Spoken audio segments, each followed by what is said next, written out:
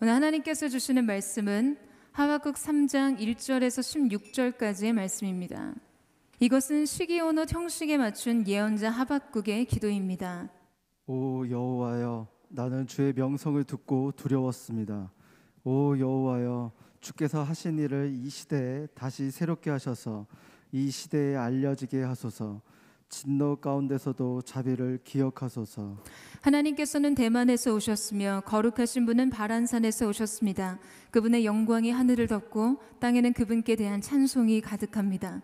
그분의 광채가 햇빛과 같았고 두 줄기의 빗줄기가 그분의 손에서 번쩍이니 그 안에 그분의 권능이 숨겨져 있었습니다.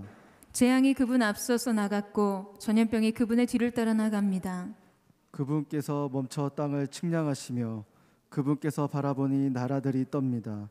영원히 변치 않은 산들이 무너지고 오랜 세월을 거친 언덕들이 무너져 버립니다. 그분께서 하시는 일들만이 영원합니다. 내가 공경에 처한 구산의 천막들을 보았고 미디안 땅의 휘장들이 떨고 있는 것을 보았습니다. 주께서 주의 말들을 타시고 주의 승리의 전차를 타시니 오 여호와여, 주께서 시내들에게 화를 내셨습니까? 아니면 강들에게 진노하신 것입니까? 그것도 아니면 바다에 분노하신 것입니까? 주께서 활을 꺼내어 많은 화살들을 시위에 놓고 당기셨습니다. 주께서 강으로 땅을 쪼개셨습니다. 산들이 주를 보고 뒤틀리고 억수 같은 물이 휩쓸려 내려갑니다. 깊은 바다가 소리를 높이고 물줄기는 힘있게 높이 치솟습니다. 비처럼 나는 주의 화살과 번쩍이는 주의 창 때문에 해와 달이 하늘에서 멈춰버립니다. 주께서는 진노로 땅을 점령하셨고 분노로 민족들을 짓밟으셨습니다. 주께서는 주의 백성을 구원하시려고 주의 기름 부음 받은 사람을 구원하시려고 나오셨습니다. 주께서 악한 사람의 집 우두머리를 쳐 부수셨고 발에서부터 머리까지 밟아 벗기셨습니다. 그들이 몰래 숨어있는 비참한 우리를 삼키려고 입을 벌리고 우리를 흩어버리려고 폭풍처럼 밀려올 때 주께서 그들 용사의 우두머리를 주의 화살로 꿰뚫으셨습니다. 주께서는 말을 타시고 바다를 짓밟으시고 물을 크게 휘저으십니다. 그 소리를 듣고 내 뱃속이 뒤틀립니다. 그 소리에 내 입술이 떨립니다. 내 뼈가 썩어 들어가고 내 다리가 후들거립니다. 그러나 나는 우리를 침략하려고 오는 백성들에게 닥칠 제약의 날을 조용히 기다릴 것입니다. 아멘. 할렐루야. 우리의 영광, 우리의 소망, 우리의 노래가 되신 하나님 앞에 우리 감사와 찬양과 영광의 큰 박수 올려드리겠습니다. 오늘도 우리의 최고의 예배를 받게 합당하신 주님, 찬양받게 합당하신 주님의 이름을 높여드립니다. 하나님, 우리의 갈망으로 주님 예배하기를 원하오니 주님의 보좌로 우리 가운데 임하여 주시옵소서. 할렐루야. 네, 오늘 이 시간 흩어진 교회로서 우리 영상으로 예배하는 사랑하는 SNS 식구들을 향해서도요, 우리 다시 한번 뜨거운 사랑과 축복의 박수 보내도록 하겠습니다. 여러분 있는 모든 곳에 하나님의 나라가 임하게 되기를 주님의 이름으로 축복합니다. 할렐루야. 사랑하는 여러분, 성령 충만하십시오. 말씀 충만하십시오. 여러분, 옛말에 이 구슬도 꿰어야 서말이라는, 아니죠, 구슬이 서말이어도 꿰어야 보배라는 말이 있죠. 오늘 우리가 이 예배 가운데 하나님의 임재와 하나님의 기름 부으심이 약속되어 있지만 그 말씀의 은혜가 정말 여러분의 영혼 가운데 여러분 자신의 것으로 꿰어내어지는 귀한 은혜가 있게 되기를 주님의 이름으로 축복합니다. 자, 오늘 이 시간 우리가 영적으로 깊은 심호흡을 한번 해볼까요? 자, 우리 깊이 들이마시는 호흡으로 우리 주님의 사랑을 받아들이고요, 그 사랑의 힘으로 우리 안에 있는 모든 연약함과 우리 안에 있는 두려움, 걱정, 근심을 내뱉고요, 주님의 보혈을 깊이 들이마시면서 그 힘으로 우리 안에 있는 교만과 악한 생각들, 부정적인 생각들을 몰아내는 것이죠. 여러분, 우리가 예배할 때 우리 자신의 것이 사라지고 오직 하나님의 것으로만 우리의 영과 육이 채워지는 귀한 은혜가 있게 되기를 주님의 이름으로 축복합니다. 네, 여러분, 이 오버뷰 이펙트라는 말을 들어보셨어요? 이 오버뷰 이펙트라는 이 말은요, 우주 비행사였던 화이트와 프랭크가 처음으로 사용했던 신조어이자 또한 그들이 책을 썼던 그 책의 제목입니다. 조망 효과라고 불리는 이 오버뷰 이펙트는요, 아주 높은 곳에서 넓게 펼쳐진 큰 그림을 보고 난 후에 일어나는 가치관의 변화, 관점의 변화를 뜻하는데요. 화이트, 에드거, 미첼 등 우주 비행사들이 우주 공간에서 지구를 내려다보았을 때 느꼈던 어떤 그 경이로운 경험이 자신들의 삶을 어떻게 변화시켰는지에 대해서 이야기를 합니다. 그것은 우주 비행사들이 공통적으로 경험했던 공통의 변화였어요.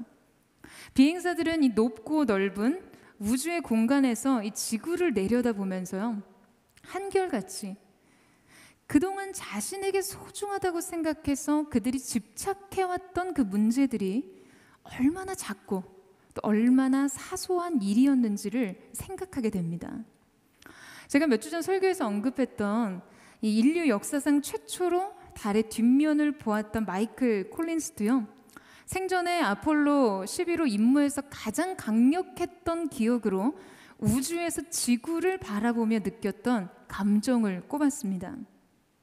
그는 지구가 부서지기 쉬운 것 같았다라고 말하면서요, 세계의 정치 지도자들이 지금 지구로부터 10만 마일 떨어진 거리에서 그들의 행성을 볼 수만 있다면 그들의 관점은 근본적으로 바뀔 수 있다고 믿는다는 그런 이야기를 했어요.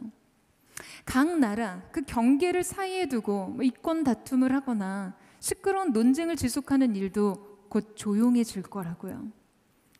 우주에서 지구를 내려다보니 나라와 나라가 국경을 두고 갈등과 분쟁을 겪고 어떤 자국의 이익을 위해 싸우는 그것조차 너무 작아 보였던 거예요.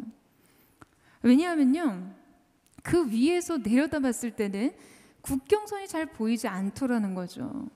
마치 어떤 상상 속의 라인처럼요. 오로지 자신의 가족과 친구, 자신이 살고 있는 지역 등에 대해서만 생각하던 이 좁은 시선이 우주를 다녀온 뒤에 확장되었습니다. 그들은 모두 한결같이 말해요. 큰 그림을 보고 나면 더 이상 이전과 같은 방식으로 살 수 없어요. 시야의 확장이 일어나 큰 그림을 보고 난 뒤에 일어나는 가치관의 변화, 관점의 변화. 그래서 더 이상 이전과 같은 방식으로 살 수 없어지는 삶의 변화. 여러분, 이것이 오늘 공의로운 하나님의 뜻과 계획 앞에 서 있던 하박국의 모습이었습니다. 그가 하나님의 큰 그림을 보고 큰 계획을 들었던 것이죠. 물이 바다를 덮은 것 같이 여호와의 영광을 인정하는 지식이 온 땅에 충만함 같이 광대하신 하나님의 계획과 그분의 뜻과 섭리를 말이에요. 그러자 하박국에게 근본적인 변화가 일어났어요. 하나님 앞에서 오로지 선민인 이스라엘의 고통과 불이익에 대해서 항변했던 그가 전혀 다른 관점과 태도로 하나님 앞에 서기 시작합니다. 자, 그렇다면 하박국의 오버뷰 이펙트는 무엇일까? 오늘 말씀을 통해서 우리가 함께 살펴보기를 원하는데요. 자, 우리 1절 말씀을 같이 한번 읽어보도록 하겠습니다. 1절 말씀 시작. 이것은 시기온옥 형식에 맞춘 예언자 하박국의 기도입니다. 자, 첫 번째 하박국의 오버뷰 이펙트는요, 그에게 기도와 찬양이 시작되었다라는 것입니다. 여러분, 분명 지금까지 하박국은 그의 마음에 고통과 슬픔 그리고 풀어지지 않는 의문을 안고 하나님 앞에 나아갔어요. 그 대답을 얻기 위해서 세상을 향하거나 자기 자신에게로 향하거나 사람들을 향해 서지 않았습니다. 그는 그렇게 하나님 앞에 서 있었어요. 하나님으로부터 답을 얻기 위해서요. 몸부림치며 항변하며 때론 하나님에 대한 그 실망스러운 마음을 숨기지 않고 토로했어요. 여러분, 그러나 그렇다고 해서 성경은요, 이것을 기도로 정의 내려주지는 않았습니다. 하나님에 대한 하박국의 질문이라고 불렀죠. 그런데 오늘 3절 말씀의 시작을 여러분 뭐라고 이야기합니까? 이것은 시기온옷 형식에 맞춘 예언자 하박국의 기도입니다. 그러니까 이제부터가 하박국의 기도라고 이야기하고 있는 거예요. 자, 여러분, 이것은 하박국이 하나님 앞에 드린 질문과 이제 그가 드린 기도에는요, 깊은 의미에서 차이가 있다는 것을 말해주는 것이에요. 그렇다면 과연 그 차이는 무엇일까요? 이제껏 하나님 앞에 드렸던 그의 질문과 이제 하나님 앞에 드리는 이 하박국의 기도의 차이란 무엇인가? 여러분, 우리는 기도를 영적인 호흡이라고 표현을 합니다. 여러분, 생존에 필요한 가장 필수적인 요건이 이 호흡 아니겠어요? 우리의 육체는요, 불과 몇 분만 이 호흡을 하지 못해도 사망합니다. 인간이 먹고 사는 문제에 아무리 다양한 필요사항이 있다 해도요, 인간은 그냥 이 코의 호흡이, 코끝의 호흡이 불과 몇 분만 끊어져도 그냥 죽어요. 자, 그렇다면 기도를 영혼의 호흡으로 비유한 이유가 여러분 무엇이겠습니까? 우리의 영적인 생명이요, 기도가 없으면 죽는다는 거예요. 그런데 호흡에는 여러분 들숨과 날숨이 있습니다. 그러니까 이 둘 중에 어느 한 방향으로의 숨만 존재한다면 여러분 호흡이 될 수 없어요. 들이쉬기만 한다고 사라지지 않고요, 내쉬기만 한다고 사라지지 않아요. 들숨과 날숨, 즉 받아들이는 것과 내뱉는 것이 하나로 이어져서 끊임없이 순환이 되어야 하는 것이에요. 여러분, 기도라는 것은요, 이렇게 순환이에요. 날숨과 날숨만 있을 수 없어요. 여러분 한번 해보세요. 계속 뱉는 호흡을 해보세요. 날숨, 어떻게 되시겠어요? 내 자아만이 전부가 되어서는 안 된다는 것이죠. 마치 국경 안에 갇혀서 각자의 이익 때문에 서로에게 총질을 하듯이 자기 자아에 고립돼서 조금도 그 시야를 확장하지 못한 채로 분노하거나 실망에 몸부림치거나 원망을 토로하는 것이 기도는 아니라는 거예요. 아니, 물론 여러분 그조차 너무나 귀합니다. 하나님 앞에 있으니까요. 그 앞에 나왔으니까요. 지난번 이 리아 영상에서 우리 김진애 멘토님께서 그런 말씀하셨잖아요. SNS 청년 여러분, 지금 너무 잘하고 있다고 하시면서 예배 자리에 나왔잖아요. 그 자리에 왔잖아요.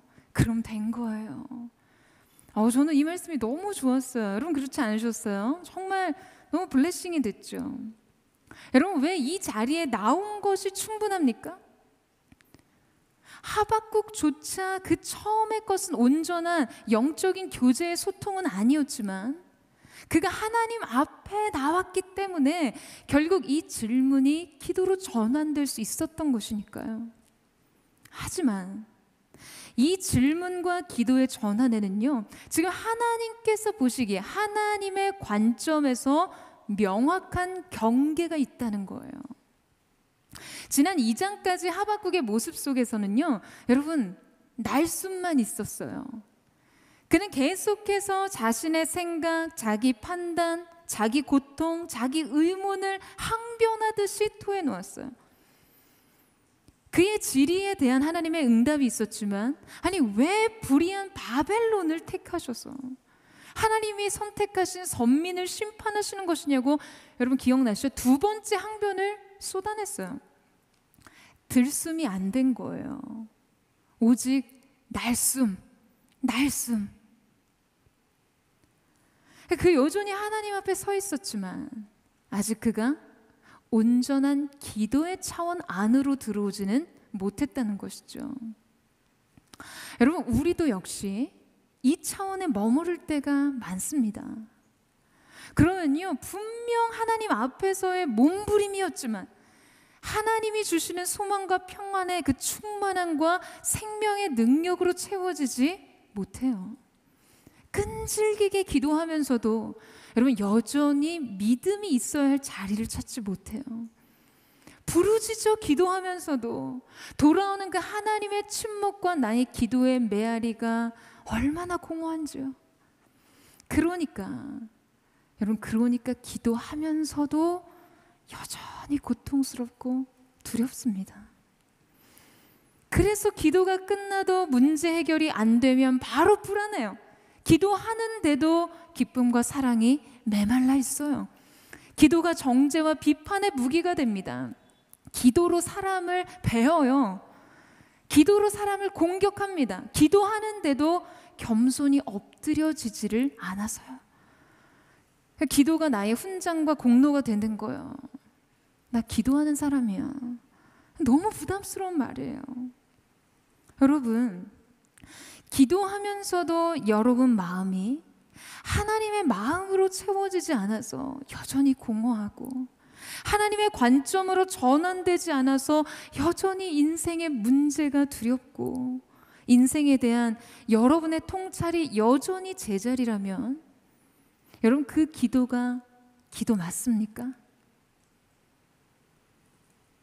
여러분 왜 그렇습니까? 왜 그것이 온전한 기도가 될 수 없는 것일까요? 그 기도의 호흡에 들숨이 없기 때문이에요. 마치 호흡에 날숨만 있고 들숨이 없듯이 나의 기도 속에 내 자아만 있고 하나님이 없다면 여러분 이것은 아주 기형적인 것이죠. 본질적으로 이것은 기도가 아닙니다.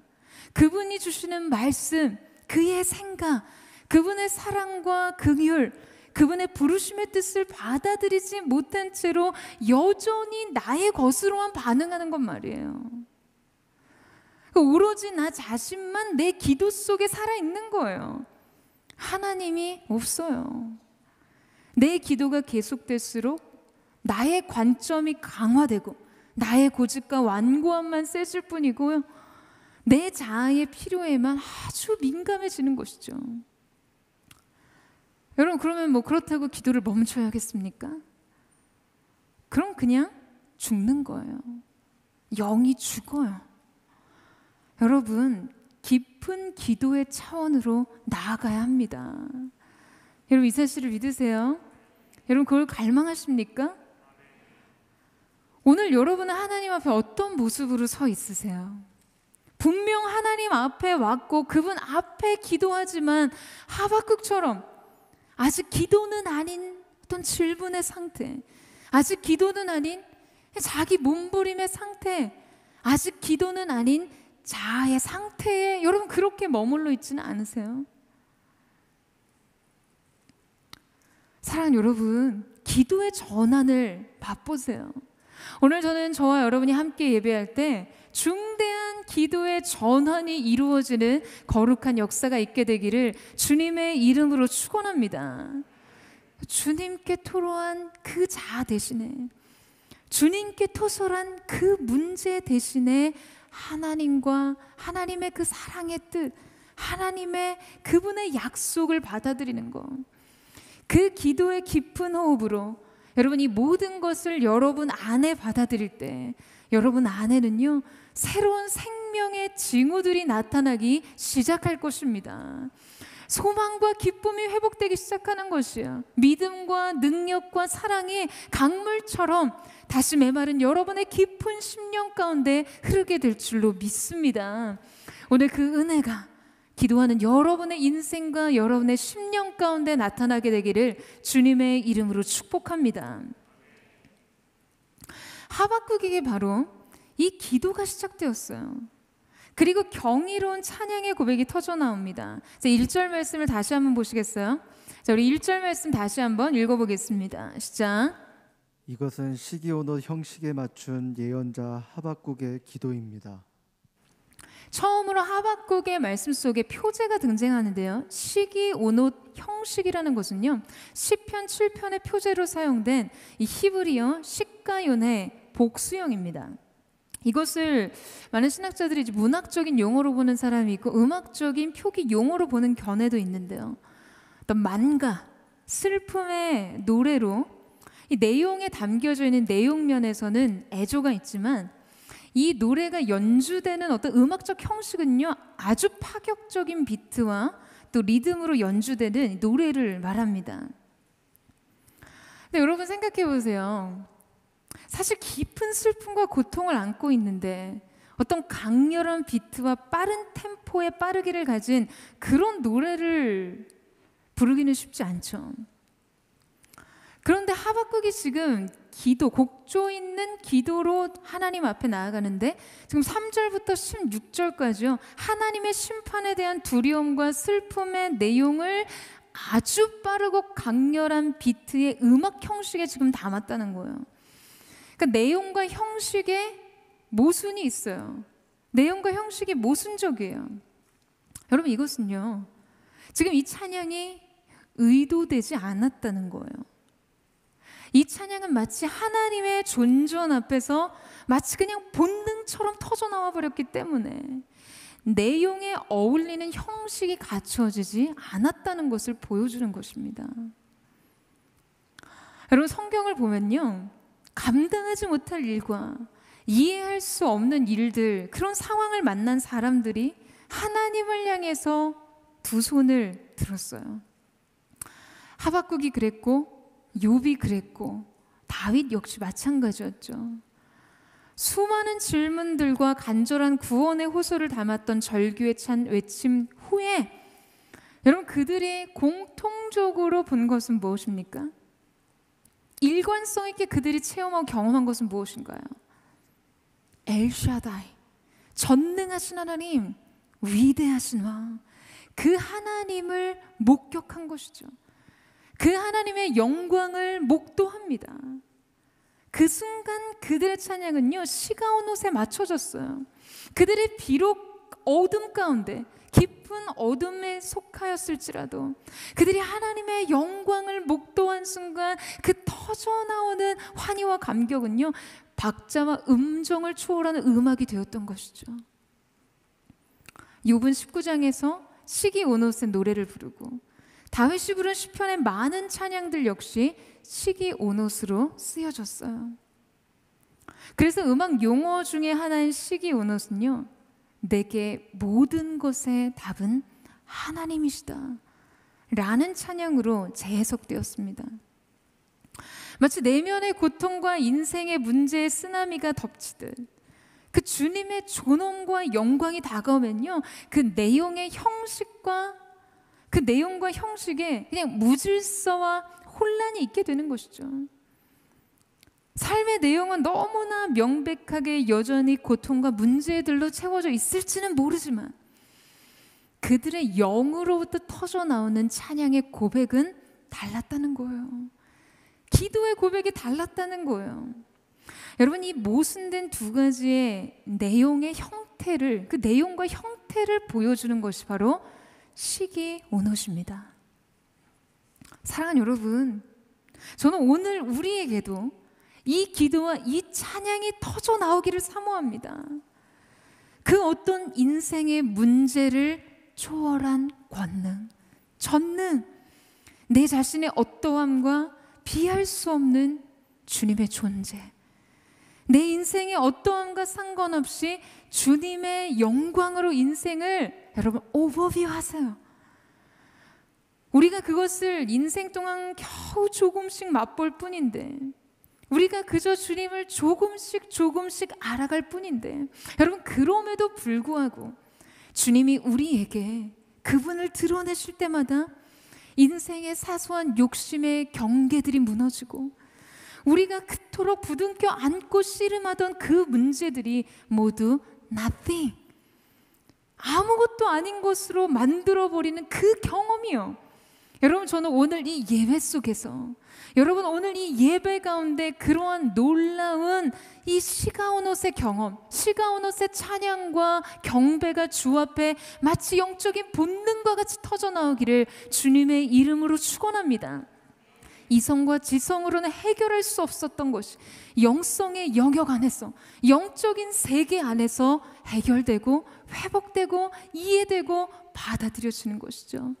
사랑하는 여러분, 오늘 거룩한 영적인 그 체험이 여러분의 인생과 여러분의 영혼 속에 경험되기를 주님의 이름으로 축원합니다.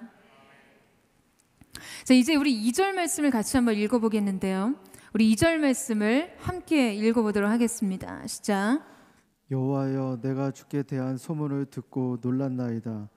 여호와여, 주는 주의 일이 이 수년 내에 부응하게 하옵소서. 이 수년 내에 나타내시옵소서. 진노 중에라도 긍휼을 잊지 마옵소서. 자, 두 번째, 이 하박국의 오버뷰 이펙트는요, 그의 고통이 감탄으로 변했다는 것입니다. 그리고 그 감탄은요, 생의 목적을 변화시켜요. 바로 나의 일이 아닌 주의 일의 부응을 갈망하는 삶으로 말이죠. 여러분, 인생의 이 감탄의 순간이 얼마나 중요한지 아세요? 이 문화심리학자인 김정은 교수는요, 인간은 감탄을 먹고 자란다고 주장해요. 인간의 기본적인 욕구 중에 뭐 식욕 내지는 수면욕 같은 이런 욕구 말고요, 인간을 진정 인간 되게 하는 욕구가 있다고 하는데 그것이 바로 감탄의 욕구라는 거예요. 이 아이가 자라면 기본적으로 생존에 필요한 욕구가 충족되는 것만으로 건강한 인격체로 자라나기가 쉽지 않습니다. 그렇게 자라날 수 없어요. 그러니까 아이가 그냥 배부르고 잘 자고 이것만으로는요, 지적인, 정서적인 인격체로서 성장할 수 있지 않다는 것이죠. 그래서 이 김정원 교수는요, 아이는 엄마의 감탄을 먹고 성장한다고 해요. 잘했네, 이런 거 있잖아요. 여러분 받아보셨죠? 하나님은 여러분을 그렇게 보세요. 창조의 세계도 하나님의 감탄으로 완성됐어요. 보시기에 심히 좋았더라. 하나님의 감탄을 먹고 창조의 세계가 완성되었어요. 하나님 오늘 여러분을 보시면서 그렇게 감탄하시죠. 근데 여러분도 사실 잘 기억이 안 나실지 모르지만 그런 부모님의 감탄 속에서 성장했어요. 아이의 작은 행동과 성취에 감탄하는 엄마를 보고 이 아이가 정서적으로나 정신적으로 성장하게 되는 것이죠. 엄마는 아이가 그냥 까르르 웃기만 해도 자지러집니다. 누워 있고 배만 뒤집어도 난리가 나요. 심지어 똥만 잘 싸도 막 오고 엄청 난리가 나요. 저와 여러분도 다 우리 부모님 그렇게 키우셨어요. 그래서 그는 이렇게 이야기를 합니다. 우리가 제대로 살고 있는지 물으면요, 오늘도 감탄했는지를 생각해 보라는 거예요. 우리가 행복하려면 매일 감탄해야 한다고 말해요. 이 감탄의 경험은 인생을 아주 풍요롭게 만들어준다고요. 인간은 정서적 존재로 비로소 충족시킨다는 것이죠. 그러니까 그 감탄의 정도가 압도적이고 아주 극심할수록 인생에서 그 경험을 대체할 만한 순간을 발견하지 못해요.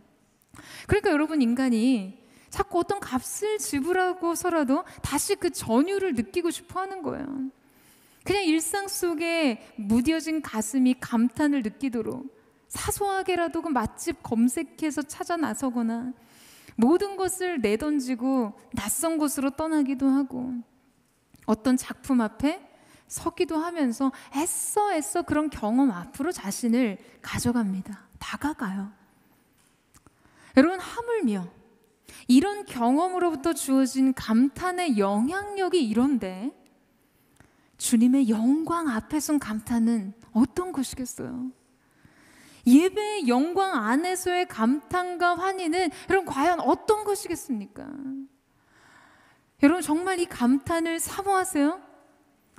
저는 정말 저의 평생의 삶 속에 이 주님의 임재 앞에서 터지는 이 경이로운 감탄이 제 생애 속에 계속해서 이어져 나가기를 사모해요.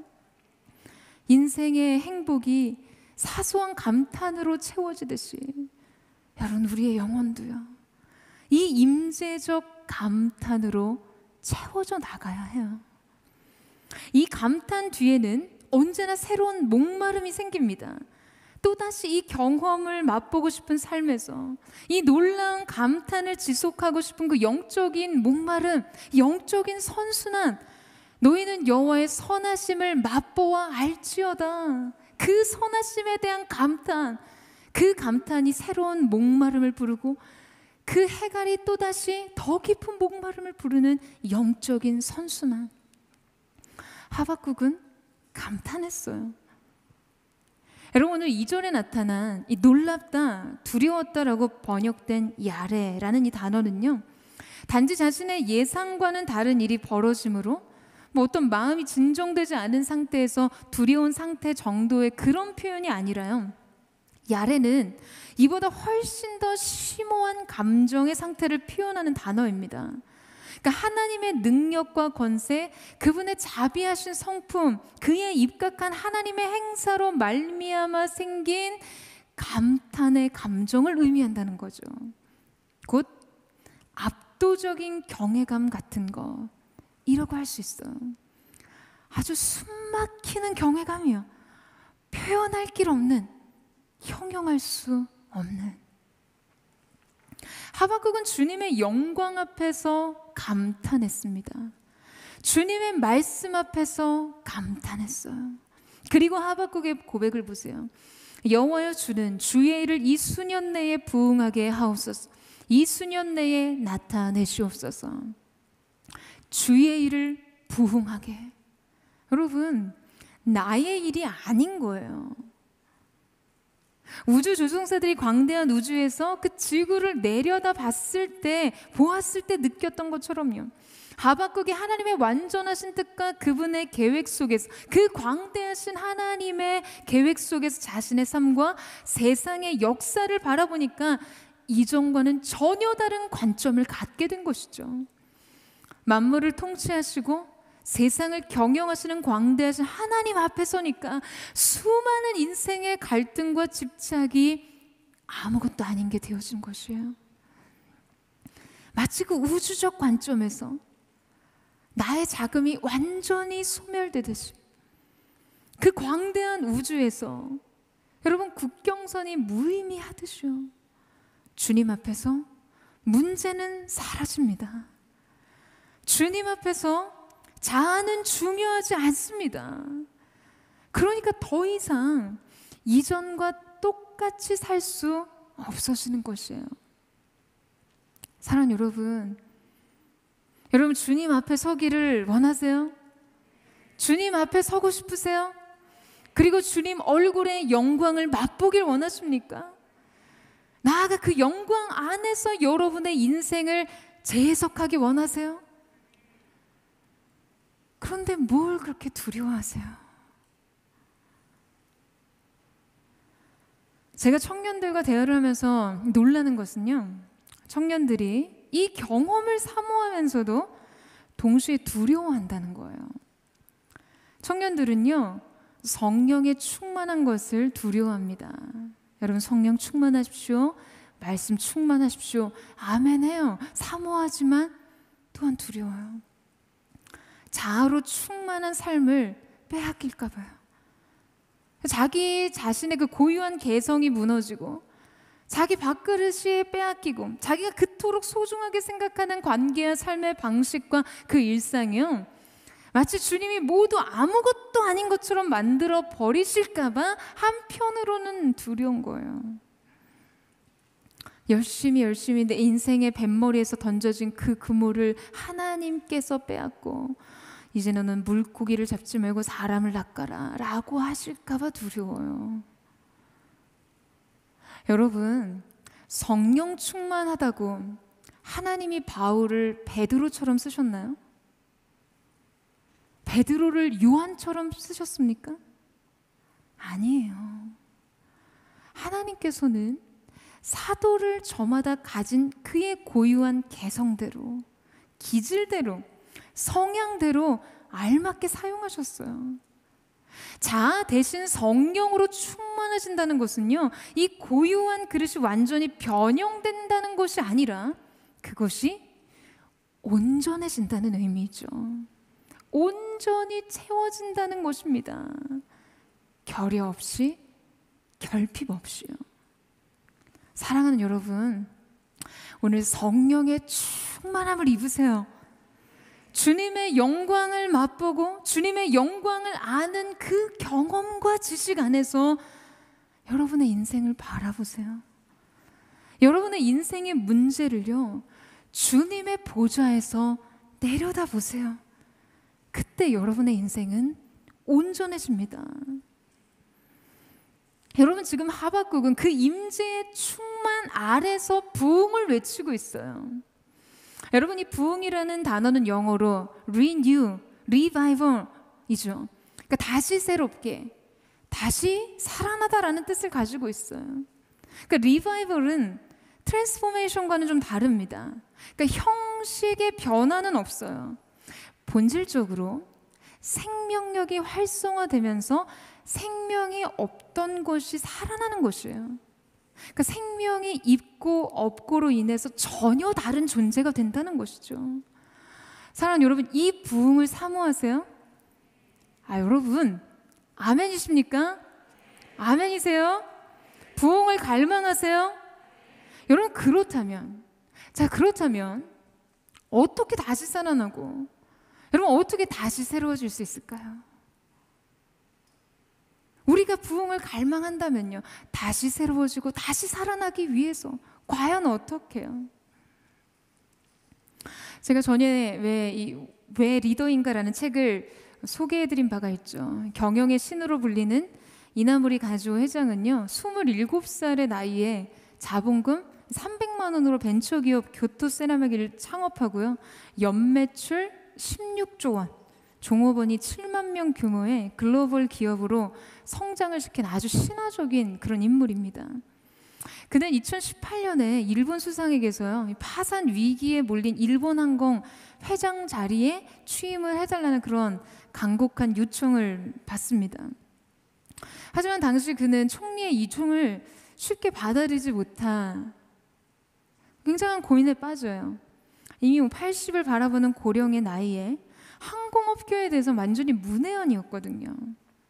그러나 그는 이 기업을 살리는데 큰 가치를 발견하고 이 제안을 수락합니다.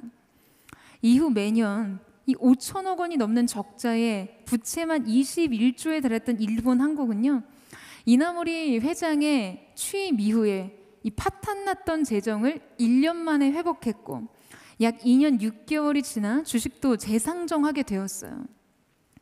여러분, 경영자가 바뀌었고요. 그래서 경영의 소신과 원칙과 철학이 바뀌었죠.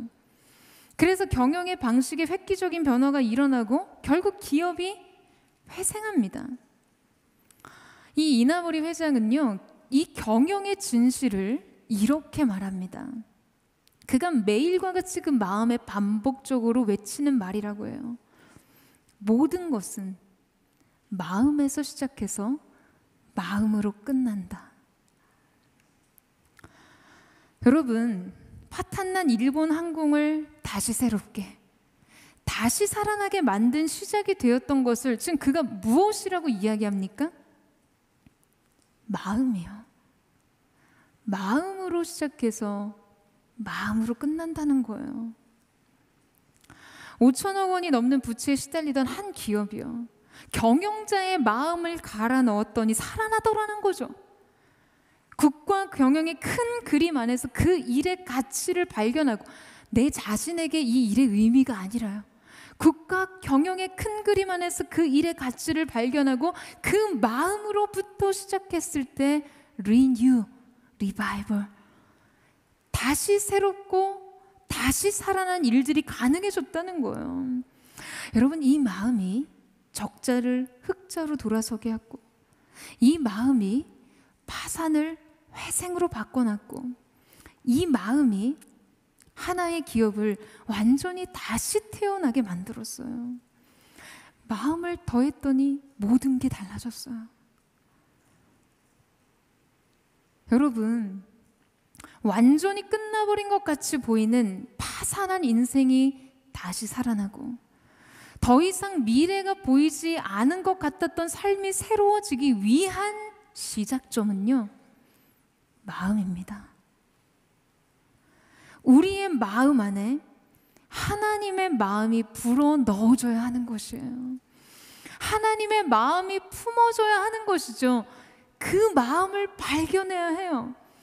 사랑하는 여러분, 이것이 시작이고 완성이에요. 하박국은 그의 마음속에 하나님의 마음을 품었어요. 그러니까 재난 중에 부흥을 외칠 수 있게 된 것이죠. 다시 새롭게, 다시 살아날 것을 꿈꾸고 다시 소망할 그 마음 안에 소망이 불어넣어지게 된 것이었어요. 여러분, 다시 새로워지기 위해서, 저와 여러분이 다시 회복되고 살아나기 위해선 마음에서 시작하고 마음으로 끝나야 합니다. 하나님의 마음이요. 그 마음이 여러분 안에서 시작되어야 하는 것이에요. 여러분, 이것을 사모하세요. 여러분, 오늘 이것을 갈망하십시오. 하나님의 마음이 여러분의 중심에 품어지기를요. 사랑하는 여러분, 저는 오늘 하나님의 마음을 품은 사람들을 통해서 정말 하나님께서 우리의 시대에 나의 일이 아닌 주님의 일의 부흥을 꿈꿀 수 있는 그러한 사람들이 일어나게 되기를 사모합니다. 군대와 같이 그런 하나님의 사람들이 일어나게 되기를 축복합니다. 또한 그것이 바로 저와 여러분이 되기를 주님의 이름으로 축복합니다. 여러분, 사실 하박국의 이 기도는 굉장히 잘 알려진 말씀이죠. 주여, 수년 내에 주의 일을 부흥케 하소서. 교회 부흥을 사모하면서 애용하는 구절이기도 해요. 자, 그런데 여러분, 사실 이 말씀의 맥락에서 주의 일은 무엇입니까? 여기서 지금 하박국이 속히 이루어지게 해달라고 구하는 주의 일은 바벨론에 대한 하나님의 심판과 더불어 선민의 멸망과 회복을 다 포함하고 있는 것이었어요. 지금 3절에서 16절까지 주의 일이 이루어질 때 일어날 일들을 굉장히 자세하게 묘사하고 있는데요. 자, 그것을 본 하박국의 마음이 어떻다고 합니까? 자, 우리 16절 말씀만 보시겠어요? 우리 16절 말씀을 같이 한번 읽겠습니다. 시작. 그 소리를 듣고 내 뱃속이 뒤틀립니다. 그 소리에 내 입술이 떨립니다. 내 뼈가 썩어 들어가고 내 다리가 후들거립니다. 그러나 나는 우리를 침략하려고 오는 백성들에게 닥칠 재앙의 날을 조용히 기다릴 것입니다. 지금 이 바벨론을 통해 닥칠 선민의 징계, 그걸 생각하니까 하박국의 이 뱃속이 뒤틀리고 입술이 떨리고 뼈가 썩고요, 다리가 후들거린다고 해요. 여러분, 우리가 속히 부흥케 해달라는 이 고백 안에는요, 단순한 어떤 번영과 회복을 말하는 게 아니라, 어떤 형통을 말하는 것이 아니라 주님의 심판까지도 포함되어 있는 것이에요. 혹시 그렇다면 더 이상 이 구절을 입에 담지 말아야겠다, 뭐 이런 생각하시나요? 아니, 이렇게 무시무시한 말씀인지 몰랐다고요? 아니에요, 여러분.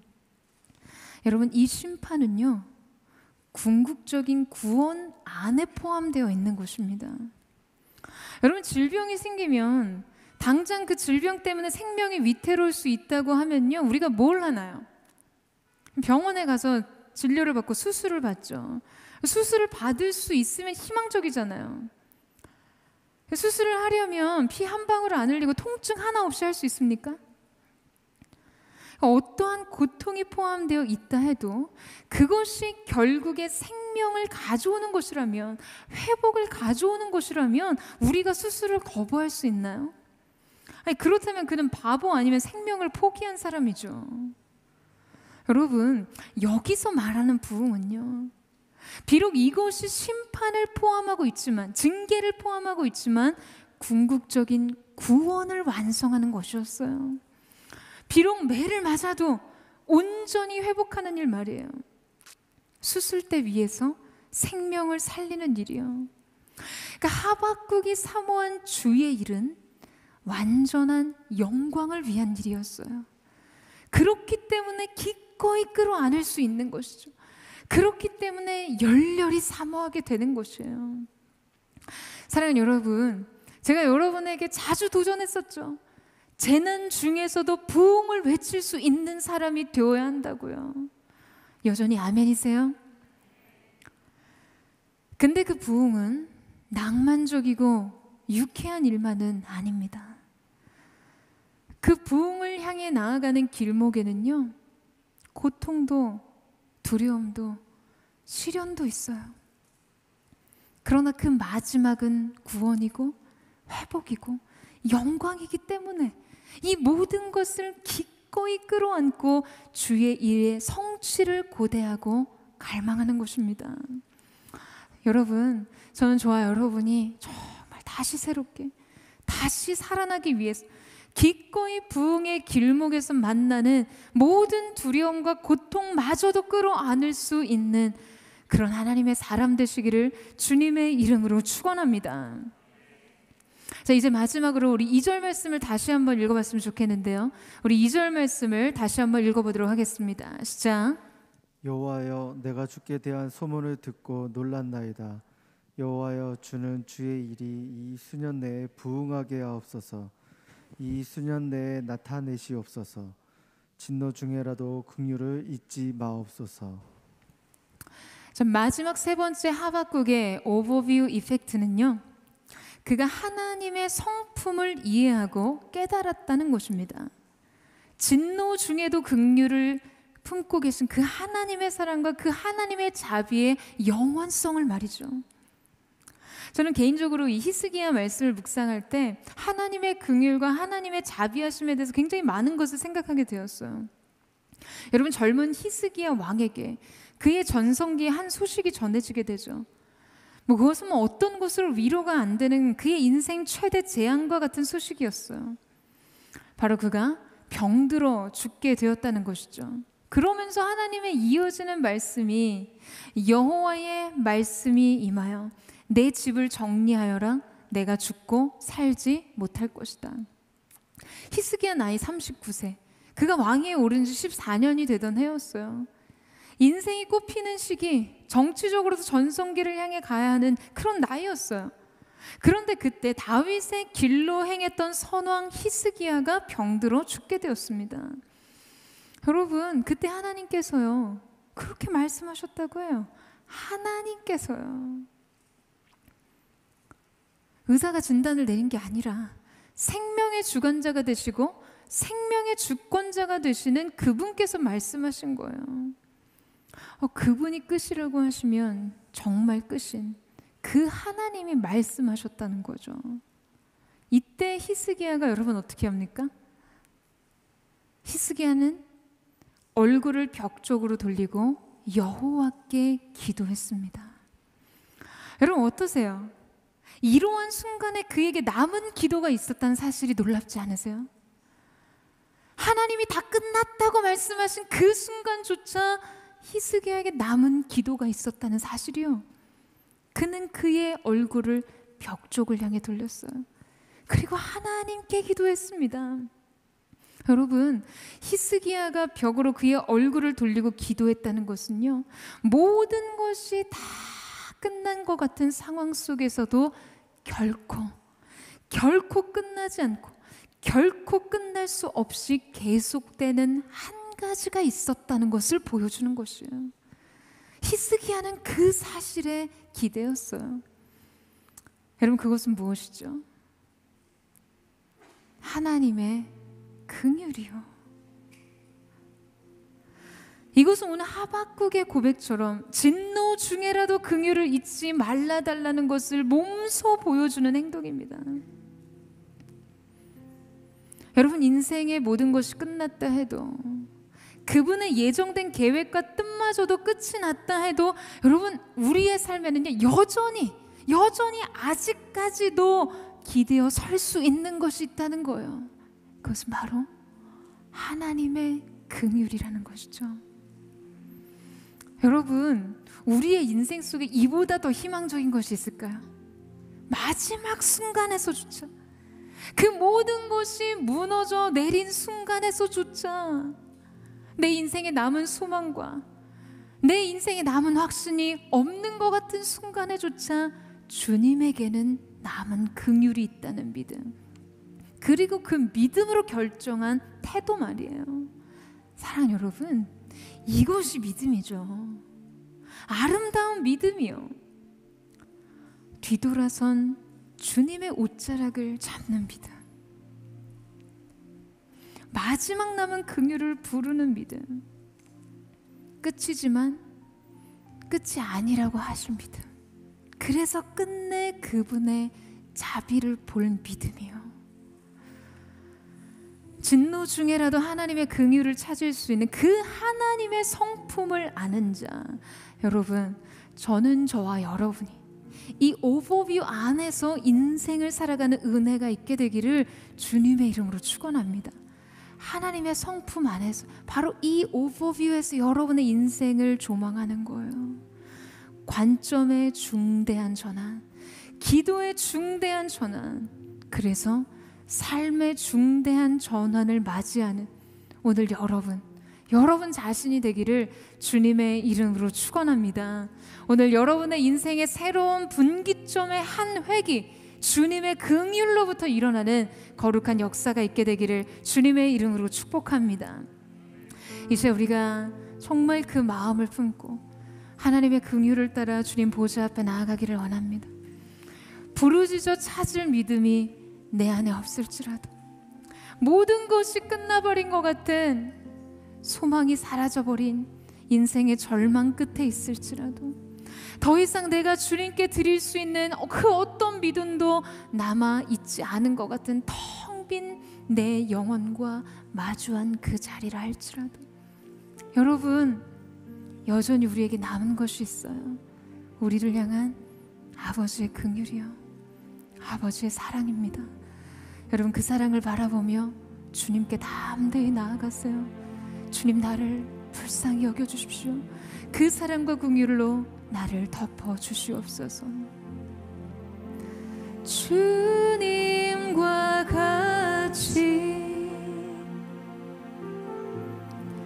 날 위해 그 생명 주시며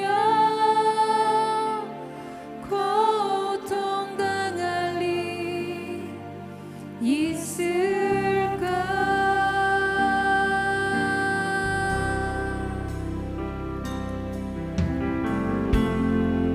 만물이 주 볼 때 주 친히 채워주시는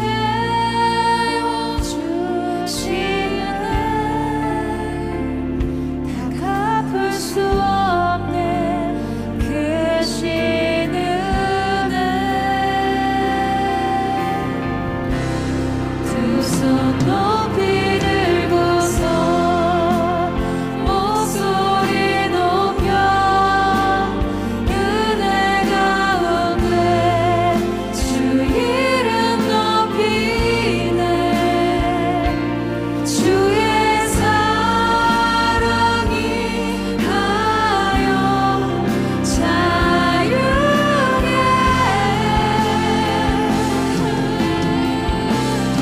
오직 주의 말씀과 주의 십자가, 주의 보혈과 신실한 의지에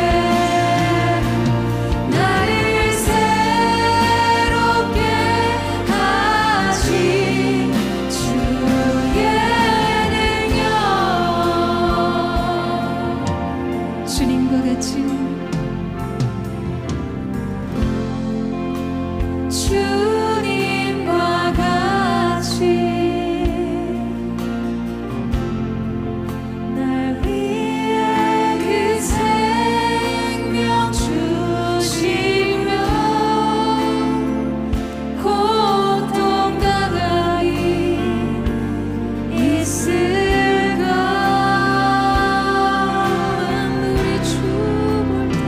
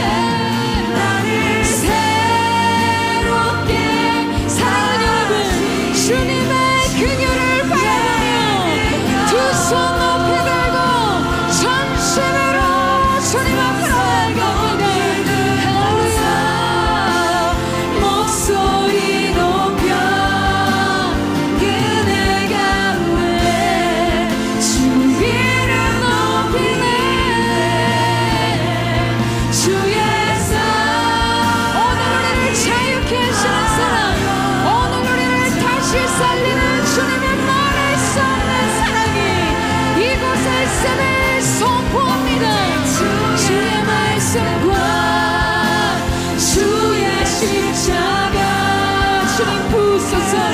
거룩한 사랑의 능력, 거룩한 주님의 그늘이 파도가 되어 오늘 우리의 인생을 덮게 하여 주시옵소서. 다시 한번 전심으로 두 손 높이 들고 여러분 선포하세요. 감탄하며 주님을 찬양하리라.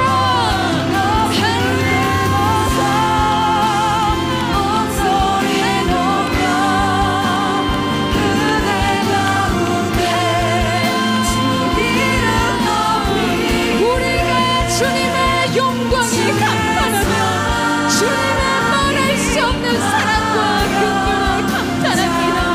자유가 있을지어다. 회복의 생명의 역사가 있을지어다. 주의 십자가에 그의 보혈과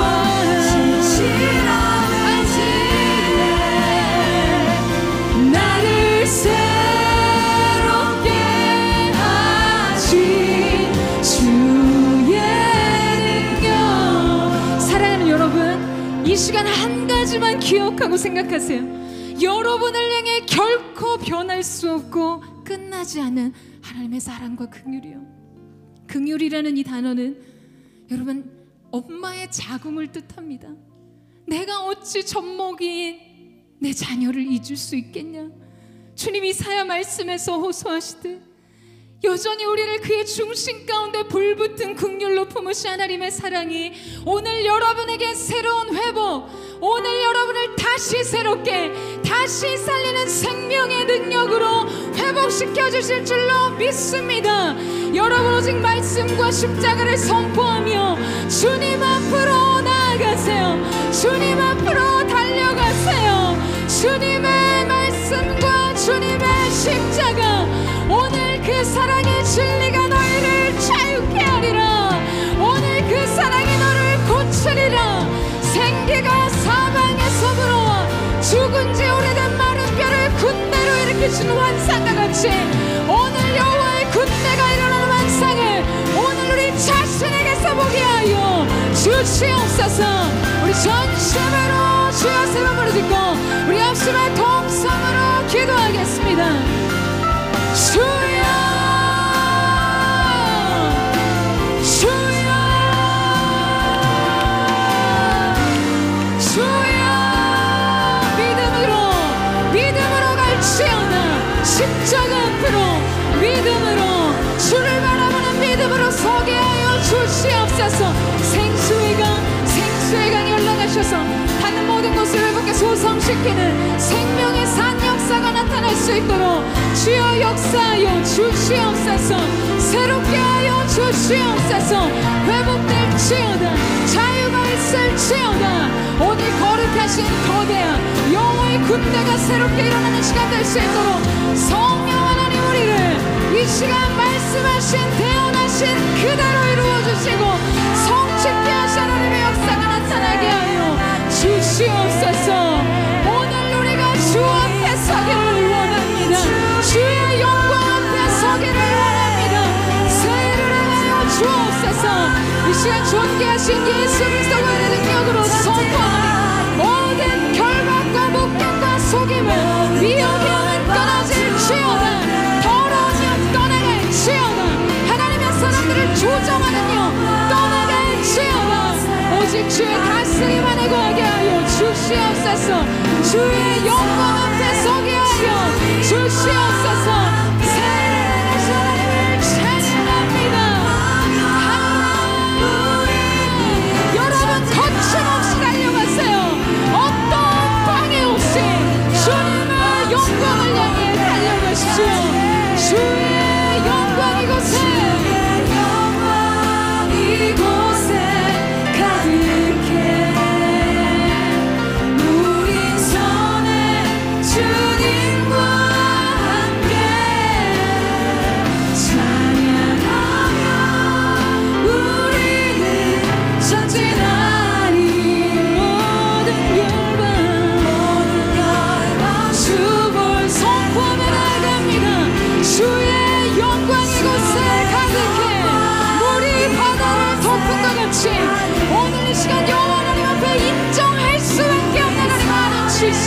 그 지식의 영역이 열려지게 하시고 영적인 세계가 열려지게 하여 주시옵소서.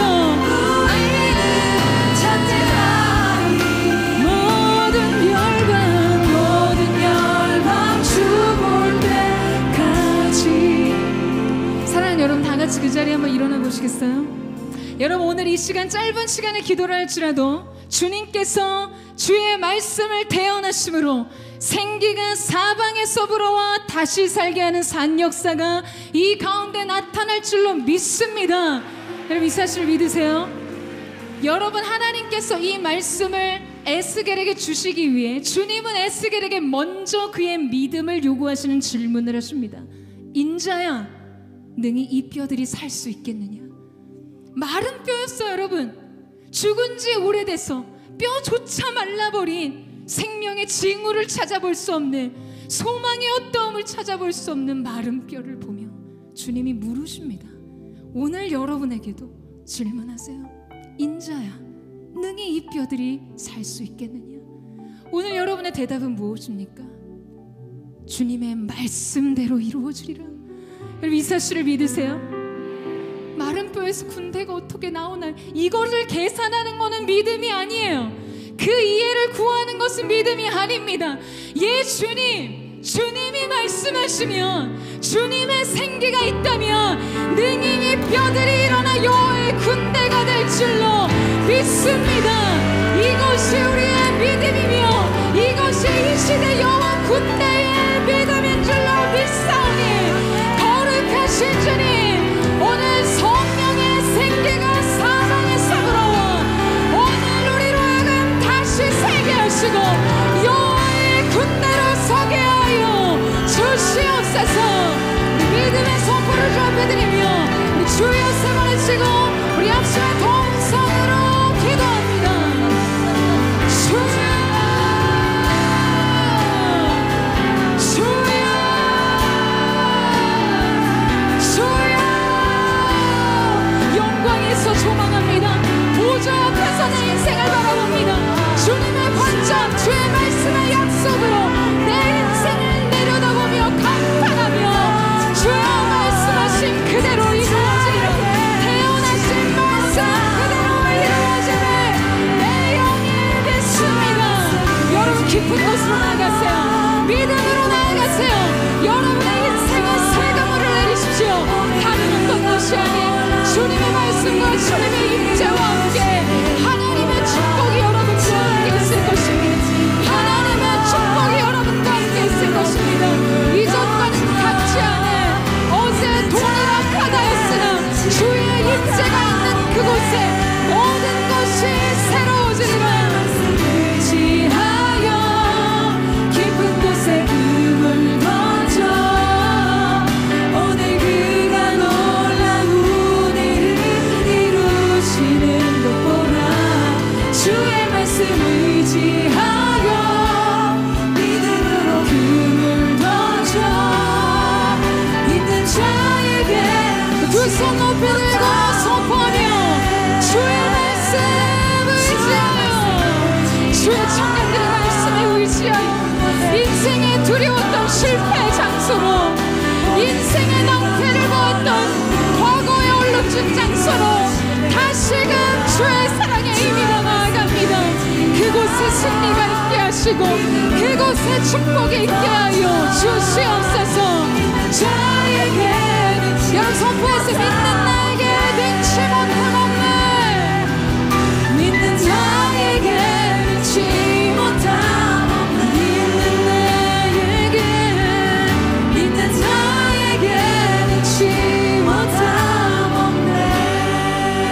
사랑하는 여러분, 오늘 여러분이 주님의 말씀이 있는 깊은 곳에 나아가 내가 이전에 실패했던 그 자리, 이전에 내가 만났던 나의 낭패 인생, 나의 공허와 나의 고통과 슬픔을 마주했던 그곳에 믿음으로 서는 은혜가 있게 되기를 축복합니다.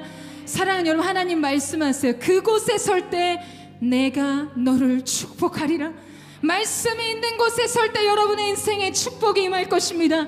여호와의 군대로 이 시대를 새롭게 하는 여호수아의 새 시대가 알려지게 하여 주시옵소서. 하나님의 사람들아, 약속의 땅을 향해 전진할지어다. 하나님이 주신 약속의 부르심을 향해 전진할지어다. 담대하게 두려워하지 말고 주님과 함께 가게 하여 주시옵소서. 주여 부르짖고 기도합니다. 주여, 여호수아의 군대로 전진합니다. 약속의 땅을 향해 부르심의 자리에 서며 나아가기를 원하오니 주여 역사하여 주시옵소서. 새롭게 하여 주시옵소서. 하나님의 함께 하심이 나타나게 하여 주시옵소서. 주의 일하심이 나타나게 하여 주옵소서. 주님, 주 앞에 마음을 드려 나아갑니다. 나의 모든 생활 속에서 나의 모든 생활 속에서 주님이 함께하시니 주님의 성령 나를 인도하시니 시험이 나를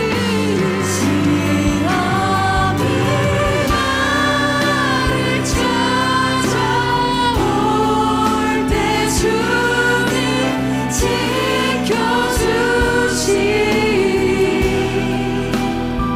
주님의 성령 나를 인도하시니. 사랑하는 주님, 모든 생활 속에서 주님 함께 하신다 말씀해 주셔서 감사합니다. 시험과 슬픔이 올 때 주님이 지켜주시고 비밀한 초막 끝에 우리를 숨기시는 아버지의 긍휼과 사랑이 너의 인생 가운데 있을 것이다. 내가 너를 축복한다, 축복한다, 축복한다고 말씀하셔서 감사합니다. 말씀이 있는 곳에 선 자들마다 하나님의 준비되신 놀라운 축복을 만나게 될 것이며 여호와의 군대로 여호수아의 시대를 열어갈 하나님의 사람들로 쓰임받게 될 줄로 믿습니다. 주님, 이 마음과 더불어 주님 앞에 이 시대의 부흥을 외치며 이 물질을 드립니다. 우리의 전 존재와 같이 이 물질이 쓰임받는 곳에 하나님의 나라가 확장되게 하시고 주님의 놀라우신 영광만이 나타나게 하여 주십시오. 이 시대에 주님 부흥을 속히 허락하여 주시옵소서. 이제는 우리 구주 예수 그리스도의 은혜와 우리 하나님 아버지의 무한 극진하신 사랑하심과 성령의 감화 감동 교통케 하시며 충만케 하시는 역사가 오늘 하나님 앞에 고개 숙여 새로운 하나님의 영광과 주님의 보좌 앞에서 자신의 인생을 바라보며 새로운 관점으로 하나님의 긍휼을 구하며 주님과 함께 부르심의 영광의 길을 가고자 고개 숙인 사랑하는 SNS 공동체 믿음의 청년들, 이들의 심령과 가정과 손의 수고 위에, 이들의 장래 위에 이제부터 영원토록 함께 하시기를 간절히 축원하옵나이다. 아멘.